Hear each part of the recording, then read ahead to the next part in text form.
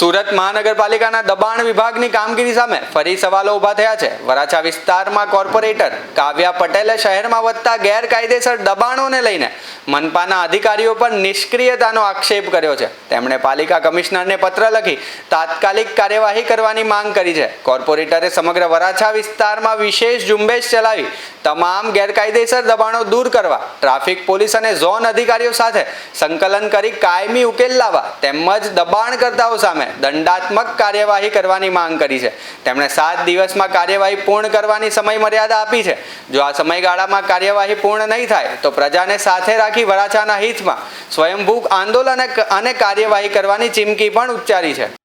ઘણા વખતથી આ રજૂઆત હતી અને અધિકારીઓ એવું કીધું હતું કે આપણે 8-10 દિવસની ઝુંબેશ ચલાવીએ, પણ ચલાવવા પાછળ એમણે એવું પણ કીધું હતું કે ચલાવીને કઈ ફરક નથી પડતો, વળી પાછા થોડા દિવસ થાય એટલે બેસી રહે છે। એમનું બીજું કેવું એ પણ છે કે તમે લોકોને પણ માહિતગાર કરો કે જે રોડ ઉપર આવી રીતે દબાણ કરે છે એમના પાસેથી ફ્રૂટ કે શાકભાજી કે કોઈ પણ વસ્તુઓ ન લે।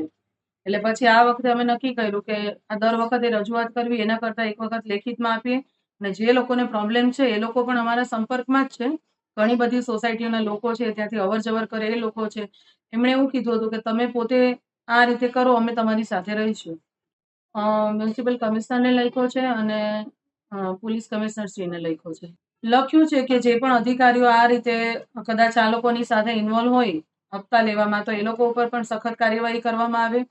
વરાછાની પ્રજા છેલ્લા 10-15 વર્ષથી આ પ્રશ્નથી હેરાન થાય છે, તો બને એટલું જલ્દી આ પ્રશ્નમાંથી એ લોકોને મુક્તિ આપવામાં આવે। બસ રોડ ઉપર લારીઓ ગલ્લાઓ મૂકે છે, આપણે પાથરણા પાથરીને બધું શાકભાજીને એ વેચે છે, બીજી અન્ય જીવન જરૂરિયાતની વસ્તુઓ વેચે છે। અમારું કેવું ફક્ત એટલું છે કે તમે કોકના ઘર પાસે કે જે મેઇન રોડ છે અવર જવર માટે, ત્યાંથી એમ્બ્યુલન્સ પણ ઇવન ન નીકળી શકે ને એ રીતની ત્યાં સાંજે 2 કલાક 3 કલાક ટ્રાફિક હોય છે। એટલે એ લેવલનો ટ્રાફિક ત્યાં જામ થાય છે। 7 દિવસમાં જો કાર્યવાહી નહીં થાય તો અમે સ્વયંભૂ લોકોની સાથે જોડાઈ અને જે પણ જગ્યા એ લોકોને આપવામાં આવી છે ત્યાં બેસવા માટે સમજાવીશું, અને ત્યાં જ એ લોકોને બેસવાનું છે ફરજિયાતપણે એ લોકોને કરાવીશું।